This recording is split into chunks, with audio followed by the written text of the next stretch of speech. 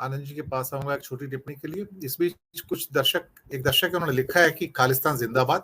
माफ कीजिएगा, हमारा चैनल इस किस्म की सेपरेटिस्ट जो टेंडेंसी है उसको सपोर्ट नहीं करता है। हम धर्म के आधार पर आधारित जो राज्य हैं उनको भी सपोर्ट नहीं करते, चाहे वो किसी धर्म से हो।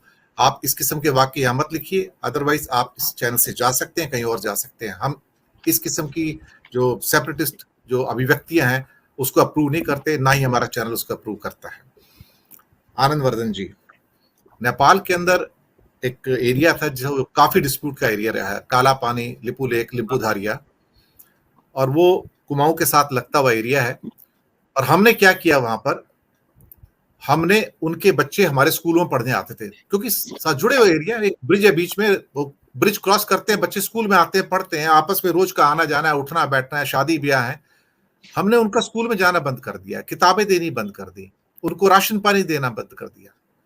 हम इस किस्म का जब रवैया रखते हैं किसी अपने पड़ोसी देश के प्रति, ये छोटी छोटी चीजें, डिप्लोमेटिक चीजें, आप डिप्लोमेटिक चैनल में उसको सॉल्व कर सकते हैं, लेकिन जब आम जनता के ऊपर आप इस किस्म का प्रभाव डालते हैं तो दुश्मनी पैदा होती है, और जिससे रोटी बेटी का रिश्ता है, सब लोग जानते हैं।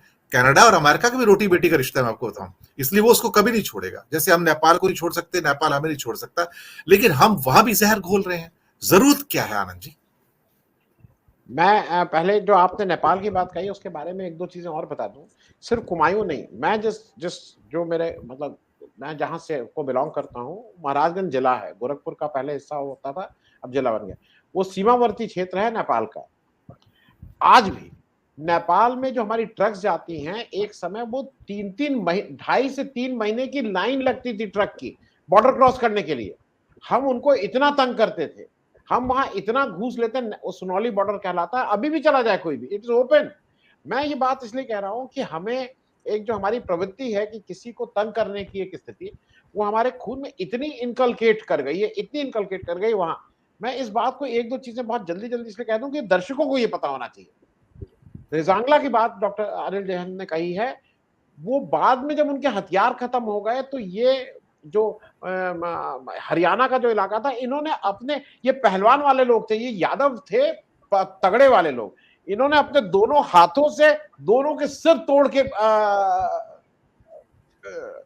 मैं हत्या नहीं बोलूंगा, उनको शहादत, जो चीनी सिपाहियों को शहादत मिली, वो हिंदुस्तानी सिपाहियों ने अपने अपने एक आदमी ने दो के सिर तोड़ के, एक नहीं सैकड़ों लोगों की इस तरह से जान ली।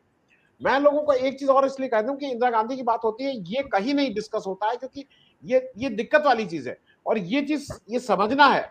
1971 हिंदुस्तान की जो जो कूटनीति का one of the best year, जब हमने पाकिस्तान बनाया, आपने 2071 में जो उसके 50 साल हो रहे थे, आपने एक भी इस तरह का कुछ काम नहीं किया, और आप खुद भागे भागे चले गए बांग्लादेश की उनके 50 साल की गोल्डन जुबली मनाने। आपने अपने यहाँ जो विजय दिवस था नहीं मनाया, और सिर्फ इसलिए क्योंकि उसकी क्रेडिट कहीं इंदिरा गांधी और कांग्रेस को चली जाती।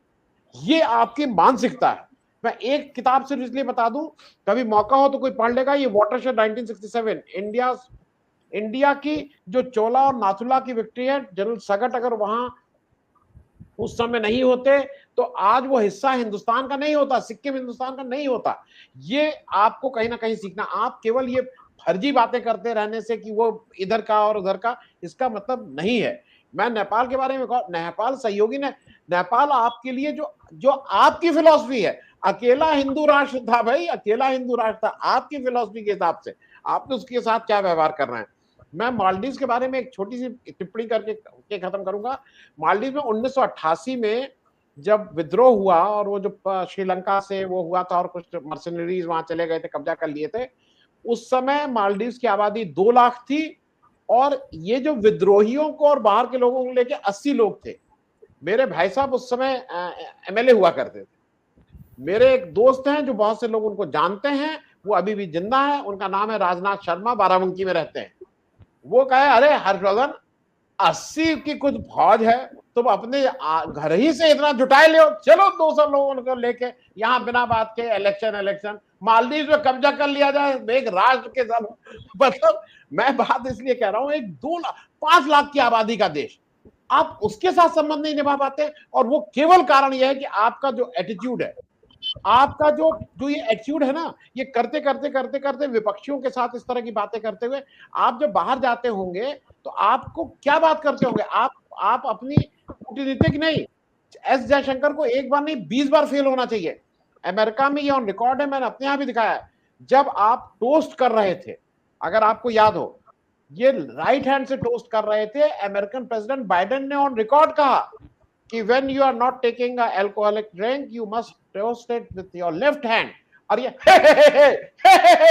इनको लगा कि अंग्रेजी तो समझ में आई नहीं,